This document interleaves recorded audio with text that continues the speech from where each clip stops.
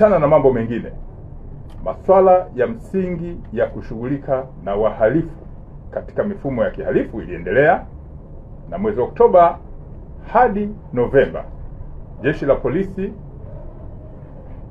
kwenye sehemu za mashauri yaliyofikishwa kwenye ofisi ya mashtaka, lakini baadaye mahakamani, kumekuwepo na mafanikio yaliyowezesha baadhi ya watuhumiwa waliopelekwa kwenye vyombo hivyo vya kisheria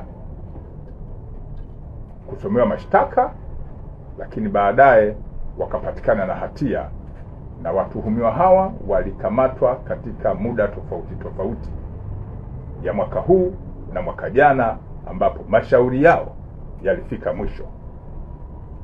Sehemu kubwa ya makosa yaliyofikishwa kwenye vyombo hivyo ni makosa yanayohusiana na masuala ya ukatili dhidi ya wanawake na watoto.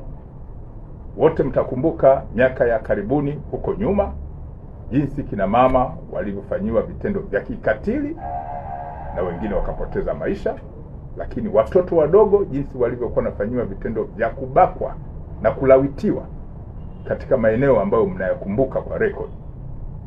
Mashauri yale baadhi yake yamefika mwisho, na baada ya kufikishwa kwenye mahakama za kisheria watuhumiwa walipatikana na hatia.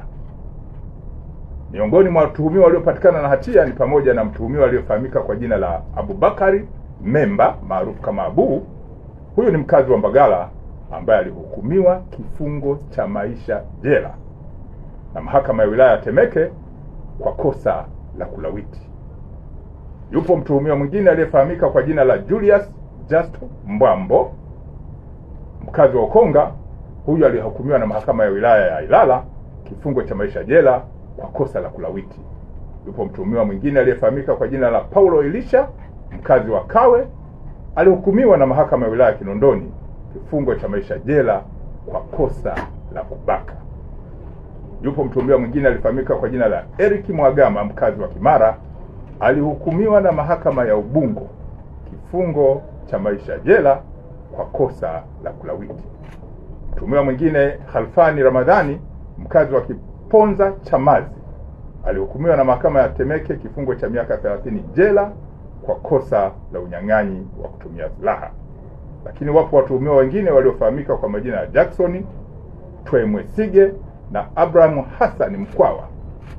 Hawa ni wakazi wa Ukonga, walihukumiwa na mahakama ya wilaya ya Ilala kifungo cha miaka 20 jela kwa kosa la kupatikana na nyara za serikali.